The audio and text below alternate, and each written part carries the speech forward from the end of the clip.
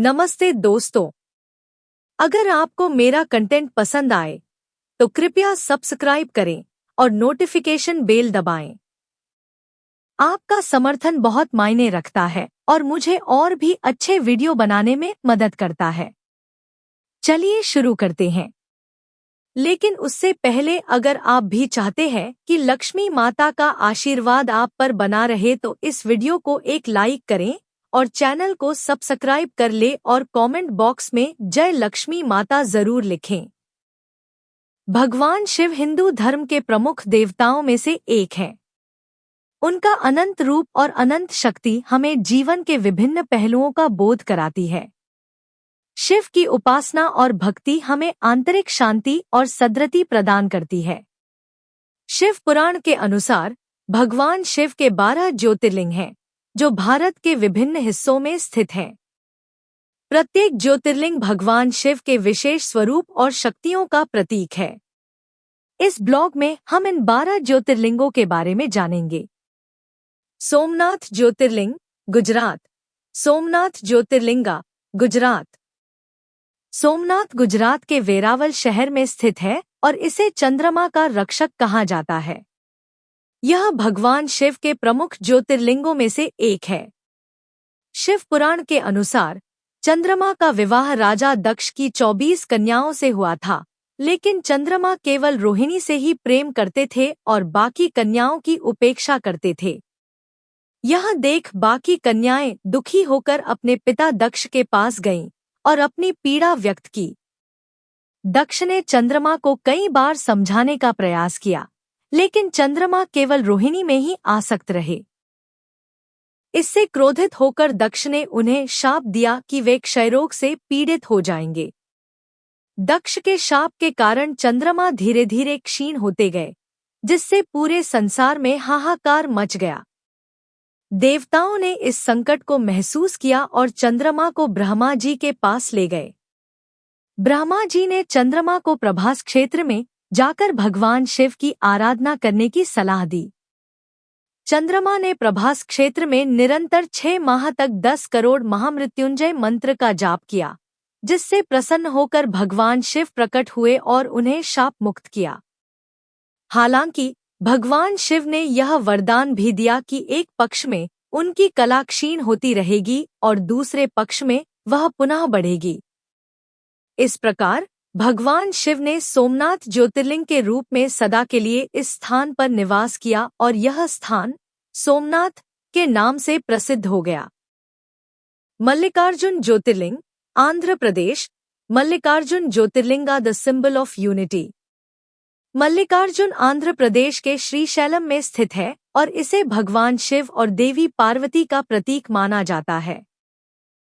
जब भगवान शिव और देवी पार्वती ने अपने पुत्रों गणेश और कार्तिकेय के विवाह के लिए सही समय का निर्धारण करना चाहा, तो उन्होंने एक प्रतियोगिता का आयोजन किया, जिससे यह तय हुआ कि जो भी पुत्र पहले पृथ्वी का चक्कर लगाएगा, उसका विवाह पहले होगा।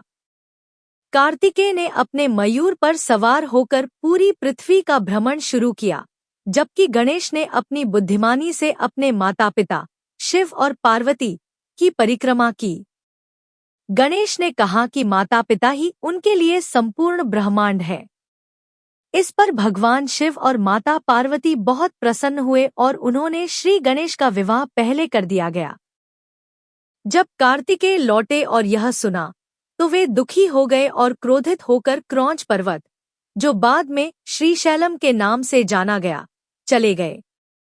उनकी अनुपस्थिति से माता पार्वती अत्यंत दुखी थी। भगवान शिव ने कार्तिकेय को बुलाने के लिए देवताओं और ऋषियों को भेजा, लेकिन कार्तिकेय ने उनकी बात नहीं मानी। अंततः भगवान शिव और देवी पार्वती ने मल्लिकार्जुन ज्योतिर्लिंग के रूप में श्रीशैलम में निवास करने का निर्णय लिया।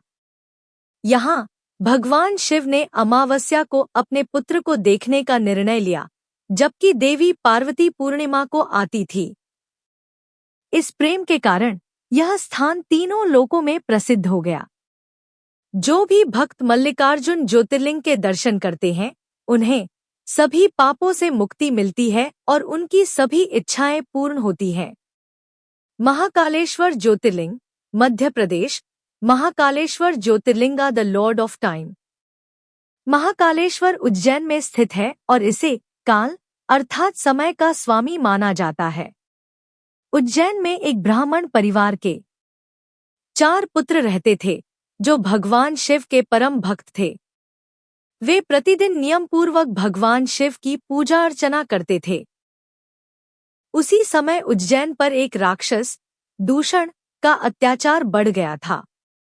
दूषण ने उज्जैन के निवासियों को बहुत कष्ट दिया और शिव जी ध्यान में लगे ब्राह्मणों पर जैसे ही दैत्य ने प्रहार किया वैसे ही पार्थिव के शिवलिंग से विकट रूपधारी महाकाल स्वयं प्रकट हुए और दूषण का संहार किया। इस प्रकार भगवान शिव ने उज्जैन के लोगों को दूषण के आतंक से मुक्ति दिलाई। तत्पश्चात ब्राह्मणों की प्रार्थना पर भगवान शिव ने महाकालेश्वर के रूप में उसी स्थान पर निवास करने का निर्णय लिया जहां उन्होंने दूषण का अंत किया था।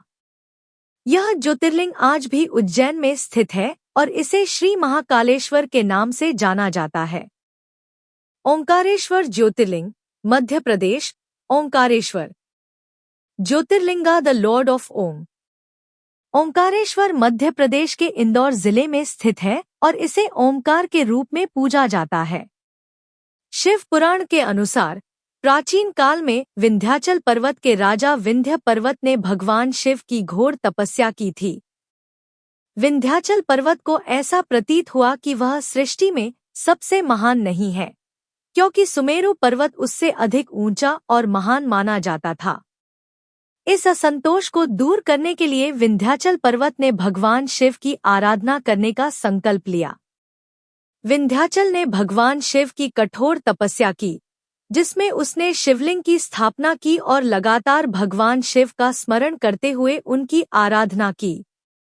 अंततः भगवान शिव विंध्याचल की घोर तपस्या से प्रसन्न हुए और उनके समक्ष प्रकट हुए। भगवान शिव ने विंध्याचल पर्वत को दर्शन दिए और उसकी भक्ति से प्रसन्न होकर उसे वरदान दिया। भगवान शिव ने उसे आशीर्वाद दिया कि वह अपने सामर्थ्य और महत्व को महसूस कर सकेगा, लेकिन उन्होंने विंध्याचल को यह भी बताया कि उसे अपनी शक्ति का दुरुपयोग नहीं करना चाहिए। इसी स्थान पर भगवान शिव ने स्वयं को 2 भागों में विभाजित किया, एक ओंकारेश्वर और दूसरा ममलेश्वर ज्योतिर्लिंग के रूप में। इस प्रकार भगवान शिव ने 2 ज्योतिर्लिंगों के रूप में यहाँ प्रकट होकर इस क्षेत्र को पवित्र और धार्मिक रूप से महत्वपूर्ण बना दिया। श्री केदारेश्वर ज्योतिर्लिंग, उत्तराखंड। श्री केदारनाथ ज्योतिर्लिंगा, उत्तराखंड। केदारनाथ ज्योतिर्लिंग की उत्पत्ति से जुड़ी अनेक पौराणिक कथाएं हैं। शिव पुराण में बताया गया है कि भगवान विष्णु के अवतार नर और नारायण ने बद्रिकाश्रम में घोर तप किया, जिससे प्रसन्न हो भगवान शिव ने उन्हें दर्शन दिया और वरदान मांगने को कहा। तब नर नारायण ने लोक कल्याण के लिए सदा शिव शंकर से यही विराजमान होने की प्रार्थना करी। तभी से भगवान शिव केदारखंड अपर ज्योति रूप में विराजित है। एक अन्य कथा के अनुसार महाभारत के युद्ध के बाद पांडव अपने पापों से मुक्त होने के लिए भगवान शिव की आराधना करने हिमालय पहुंचे, लेकिन भगवान शिव पांडवों से नाराज थे और उनसे मिलने से बचने के लिए उन्होंने केदार में एक बैल का रूप धारण कर लिया। पांडवों को इसका आभास हो गया और भीम ने बैल के पिछले हिस्से को पकड़ने का प्रयास किया, जिससे भगवान शिव के शरीर के अंग विभिन्न स्थानों पर बिखर गए। यह माना जाता है कि जहां जहां शिव के अंग गिरे वहां 5 केदारों का निर्माण हुआ। केदारनाथ उन 5 केदारों में से प्रमुख है जहां भगवान शिव का पृष्ठभाग पूजित है। भीमाशंकर ज्योतिर्लिंग, महाराष्ट्र। भीमाशंकर ज्योतिर्लिंगा, महाराष्ट्र। श्री भीमाशंकर ज्योतिर्लिंग महाराष्ट्र के नासिक में स्थित है। भीमाशंकर ज्योतिर्लिंग की उत्पत्ति कथा शिव पुराण में वर्णित एक प्रमुख पौराणिक कथा है। यह कथा राक्षस भीम और भगवान शिव के बीच हुई एक महान लड़ाई पर आधारित है। कथानुसार त्रेता युग में राक्षस भीम का जन्म कुंभकर्ण, रावण के भाई, और कर्कट नामक राक्षसी के संयोग से हुआ था। भीम अपने जन्म से ही अत्यंत शक्तिशाली और क्रूर स्वभाव का था। जब उसे अपने पिता कुंभकर्ण की राम द्वारा हत्या के बारे में पता चला, तो उसने प्रतिशोध लेने का निश्चय किया। उसने भीषण तपस्या की और ब्रह्मा जी से वरदान प्राप्त किया कि वह अपराजय हो जाए। इस वरदान के बाद भीम ने पृथ्वी पर दानवों का आतंक फैलाना शुरू कर दिया। उसने देवताओं को भी हराकर स्वर्ग पर अधिकार कर लिया और उनके राज्य को नष्ट कर दिया। देवताओं की यह स्थिति देखकर वे सभी भगवान शिव की शरण में गए और उनसे प्रार्थना की कि वे भीम का विनाश करें। उस समय एक राजा, जो भगवान शिव के परम भक्त थे, वे भगवान शिव की आराधना कर रहे थे। जब भीम ने उन्हें भगवान शिव की पूजा छोड़ने को कहा, तो राजा ने मना कर दिया। इससे क्रोधित होकर भीम उन्हें मारने के लिए आगे बढ़ा, लेकिन उसी समय शिवलिंग से भगवान शिव प्रकट हुए और उन्होंने भीम का वध कर दिया। भीम का संहार करने के बाद भगवान शिव ने देवताओं की प्रार्थना पर उसी स्थान पर भीमाशंकर ज्योतिर्लिंग के रूप में निवास करने का निर्णय लिया। तभी से भगवान शिव श्री भीमाशंकर ज्योतिर्लिंग के रूप में यहाँ विराजमान है। Kashi Vishwanath Jyotirlinga, Uttar Pradesh. Shri Kashi Vishwanath Jyotirlinga the lord of the cosmos. Kashi Vishwanath Varanasi में स्थित है और इसे ब्रह्मांड का स्वामी माना जाता है।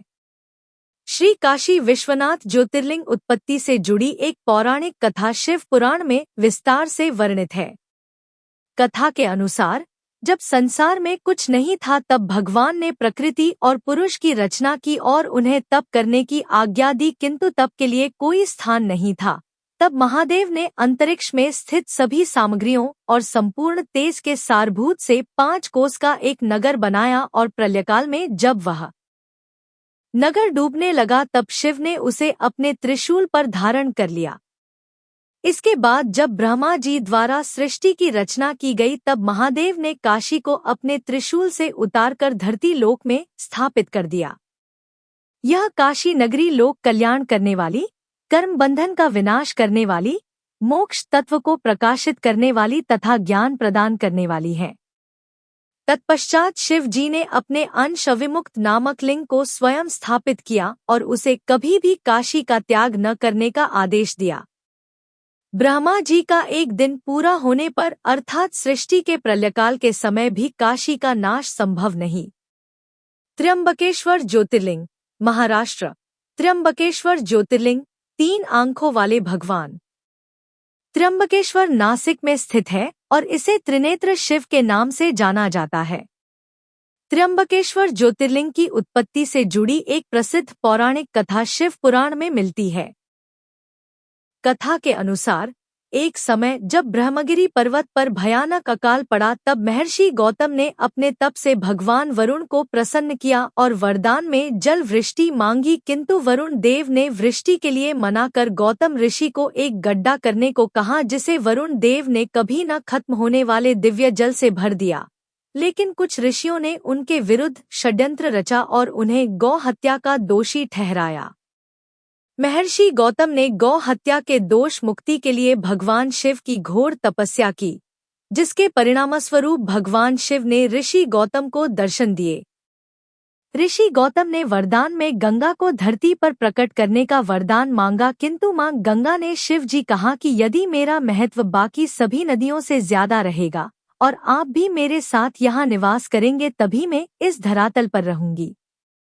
तब भगवान शिव ज्योतिर्लिंग रूप में ब्रह्मगिरि पर स्थित हो गए।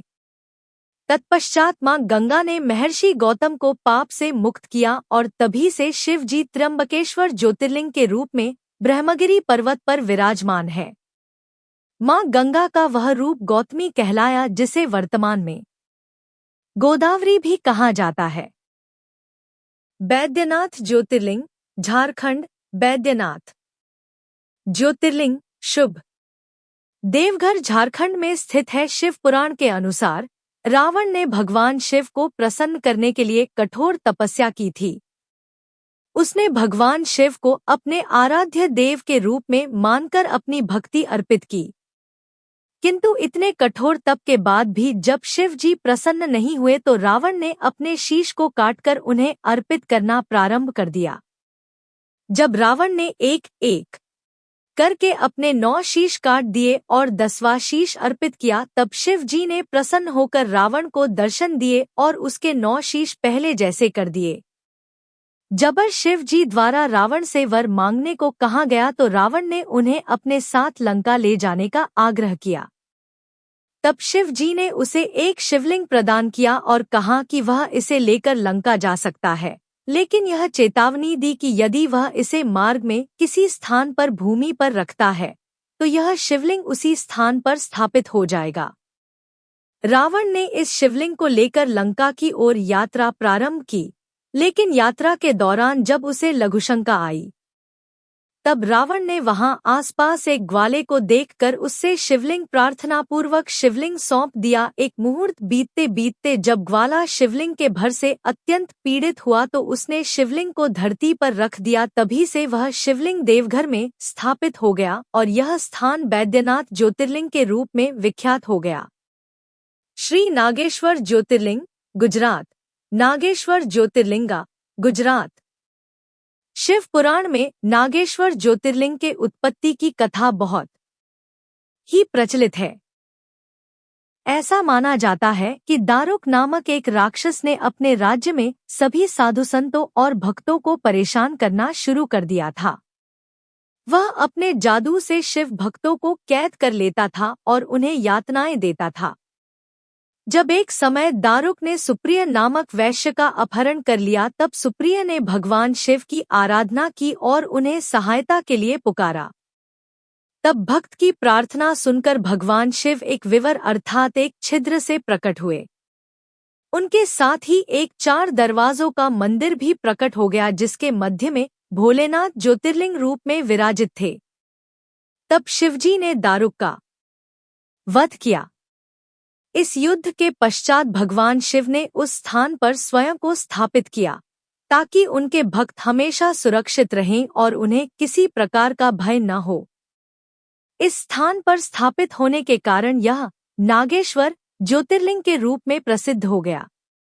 इसे द्वारका का रक्षक भी कहा जाता है, जो अपने भक्तों की सुरक्षा करता है और उनकी मनोकामनाओं को पूर्ण करता है। रामेश्वर ज्योतिर्लिंग, तमिलनाडु। रामेश्वर ज्योतिर्लिंगा, तमिलनाडु। रामेश्वर तमिलनाडु के रामेश्वरम में स्थित है और इसे भगवान राम का निवास स्थान माना जाता है। शिव पुराण के अनुसार जब श्री राम ने सीता हरण के बाद लंका पर चढ़ाई आरंभ करी तब सेतु बनाने से पूर्व श्री राम को प्यास लगी और वानर ने उन्हें मीठा जल लाकर दिया। जल पीने से पूर्व ही राम को याद आया कि उन्होंने अपने आराध्य शिव की आराधना तो की ही नहीं। तब उन्होंने शिव जी की ज्योतिर्लिंग रूप में स्थापना की और उनसे विजय की कामना की। तभी से भगवान शिव यहाँ ज्योतिर्लिंग के रूप में विद्यमान है। इसे ही आज हम श्री रामेश्वरम ज्योतिर्लिंग के नाम से जानते हैं। घृष्णेश्वर ज्योतिर्लिंग, महाराष्ट्र। घृष्णेश्वर ज्योतिर्लिंगा, महाराष्ट्र। घृष्णेश्वर महाराष्ट्र के औंढा नागनाथ में स्थित है। घृष्णेश्वर ज्योतिर्लिंग की कथा शिव पुराण में वर्णित है। एक ब्राह्मणी सुदेहा जो शिवभक्त थी, लेकिन उसकी कोई संतान नहीं थी। इस कारण उसने अपनी बहन घृष्णा का विवाह अपने पति ब्रह्मवेत्ता से करवा दिया। घृष्णा भगवान शिव की परम भक्त थी और प्रतिदिन 101 मिट्टी के शिवलिंग बनाकर उनकी पूजा करती थी। उनकी पूजा और भक्ति के फलस्वरूप घृष्णा को एक पुत्र की प्राप्ति हुई। इससे सुदेहा को घोर ईर्ष्या होने लगी और एक दिन जलन के कारण उसने घृष्णा के पुत्र की हत्या कर दी। शव के टुकड़े उसी तालाब में फेंक दिए जहां घृष्णा अपने शिवलिंगों का विसर्जन करती थी। पुत्र की मृत्यु की सूचना मिलने पर भी घृष्णा विचलित नहीं हुई और पहले की तरह अपनी पूजा पूरी की। जब उसने शिवलिंग विसर्जन के लिए तालाब में प्रवेश किया तो भगवान शिव स्वयं ज्योति रूप में प्रकट हुए और उसके पुत्र को पुनः जीवित कर दिया। भगवान शिव घृष्णा की अडिग श्रद्धा और भक्ति से प्रसन्न हुए और ज्योति रूप में वहीं विराजमान हो गए। तभी से इस स्थान को घृष्णेश्वर कहा जाने लगा और यहाँ शिवजी की पूजा की जाती है। निष्कर्ष, कंक्लूजन।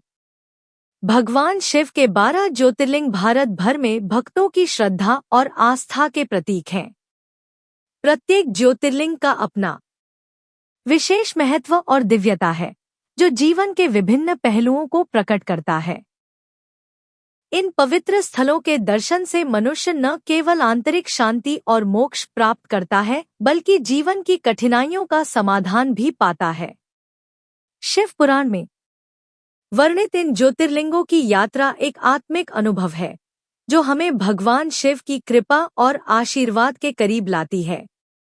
यह यात्रा हमें आत्मा की गहराई से जुड़ने और जीवन को नई दिशा देने का अवसर प्रदान करती है। यह तमाम जानकारी जनरुचि को ध्यान में रखकर दी जा रही है। ज्योतिष और धर्म के उपाय और सलाहों को अपनी आस्था और विश्वास पर आजमाएं। वीडियो का उद्देश्य मात्र आपको बेहतर सलाह देना है। इस संदर्भ में हम किसी प्रकार का कोई दावा नहीं करते हैं। दोस्तों, अगर ये जानकारी उपयोगी लगी तो हमारे चैनल धार्मिक कहानियां भजन एंड कीर्तन को लाइक करें, कमेंट करें, शेयर तो जरूर करें और चैनल सब्सक्राइब करके नोटिफिकेशन को ऑल पर सेट कर ले। वीडियो पूरा देखने के लिए और हाइप के ऑप्शन पर क्लिक करना न भूले। आपका सहयोग बहुत ही मायने रखता है। ऐसी और नई वीडियो देखने के लिए हमारे चैनल को सब्सक्राइब करें। वीडियो पूरा देखने के लिए धन्यवाद। जय मां लक्ष्मी।